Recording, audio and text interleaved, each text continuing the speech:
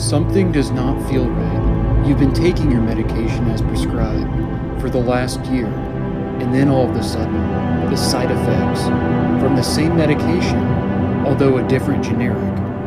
You don't understand. What is going on? Why do I not feel the same? Where is this unhappiness coming from? Let's take a step back to the year 1984, where the Hatch-Waxman Act changed the generic drug industry. What this act created was a distinct application process for generics, because before this act, pretty much the generic companies had to do the exact same test and clinical procedures and studies that the brands had to do. But with Hatch and Waxman, they came up with a process that essentially was going to give them an abbreviated application. So to summarize, you can now do clinical studies on fewer patients because we've already proven the safety and efficacy of the active molecule in the brand name medication, which to this day has resulted into some serious problems which we'll go over, in particular with psychiatric medications. So why this is a serious problem in regards to psych meds in particular, but also this isn't just psychiatric medications. This could also be as well your typical medications you take even for, like, let's say thyroid conditions or diabetic medications. But the main reason being with psych medications, because once again, if you look at it, main brand name medications, for example, Adderall, going through proper testing and everything, the right way of testing, not saying that the generics have shortcuts, but it's with the act that passed that I just discussed, it can be put out at a faster rate. That, for example, some of the generics, for example, amphetamine salts, dextroamphetamine salts, it has the same active ingredient in it that the brand name would, that Adderall would, but the fillers, for example, it's fillers, the color, the dye that can be added to these medications can make a difference. And in fact, real quick, what I found from something, from an article was, for example, right here. So, and this sums it up in my opinion, identical does not mean the same. So, for example, with this is important.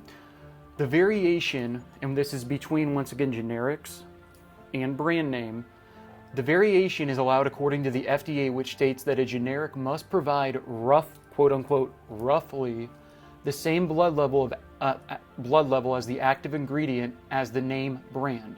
So the generic, once again, roughly the same level as the brand name. So those blood levels can range between 80 to 125% of what the name brand drug achieves. So that is a difference, the blood level. 80 to 125%, so meaning you could be getting way too much of the active ingredient or not enough of the active ingredient with that. This could be the reason that people have different reactions when they switch from a name brand drug to a generic. And this can also be between two generics as well, just going back and forth like this. So it's really not surprising that patients are having a lot more behavioral and neurological problems. So for example, once again, a big one I've noticed, and even on things, and I know you can say what you want with it, but there are a lot of accurate answers off this. Reddit. A lot of people have been stating that, for example, since there's been a shortage, and it's starting to balance back out. It wasn't as bad as it was a couple years ago, but for example, a lot of people being put on it were taking the generic by Teva. When there was a shortage, another company came along, Sandoz, and they were switched to that generic, which is the E401 pill. It's a circular one, an orange one, and they were reporting the medication not working near as well, meaning not just not working as well, but not having any relief, not being able to focus, and also a big thing as well, reporting other things such as dizziness, making them excessively tired. That's a big one as well. So people were taking their medication, weren't able to focus, and instead of them being able to get stuff done, it was harder for them than before even taking the medication, than wanting to just fall asleep. So, and also with Wellbutrin as well. So that's another interesting one. Some generics of Wellbutrin actually work better than the brand name for the Wellbutrin.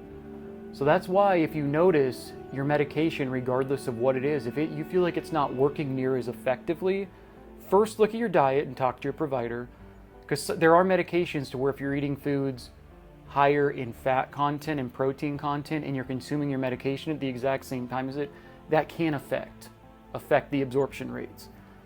But if you've never had that problem in the past and you're noticing why is it not feeling the same, look at your bottle and call your pharmacy, because a lot of times your pharmacy unfortunately isn't going to be telling you if you're being switched from a generic to a generic or if you're taking the brand name to a generic. And remember, pharmacies are a lot of times trying to save you money, and that's a lot of times with insurance, the only way they'll cover your medication is if they take you off the brand and put you on the generic medication. But if you notice just a difference, check out and see if you've been on a brand name and you were switched to a generic, or you were on a generic and you were switched to another generic.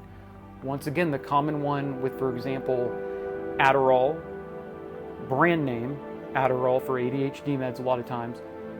Amphetamine salts is the generic. The Teva amphetamine salts, that generic was very effective for a lot of people.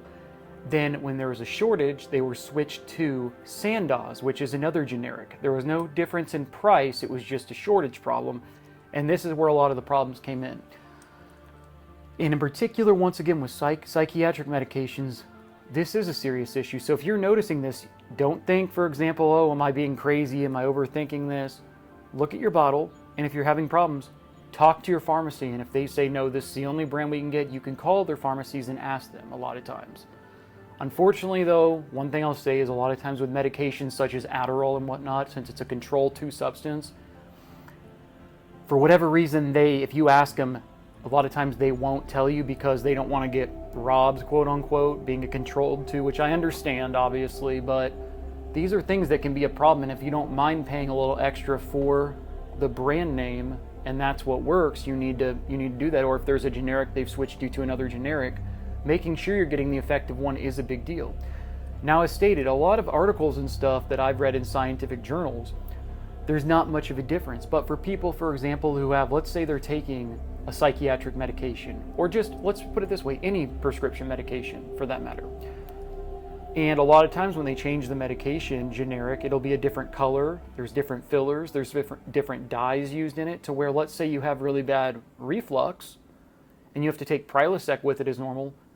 They change the medication, the active ingredient is higher in the blood level, but one side effect of that is with this new dye that's in it, or coloring, it causes a lot worse reflux to where you couldn't hold the medication down.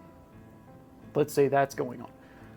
That would be a situation, once again, that you need to bring up to the doctor or your pharmacist, because these are things that make a difference. A lot of people have reflux, have GERD, take Prilosec, either prescription or over the counter.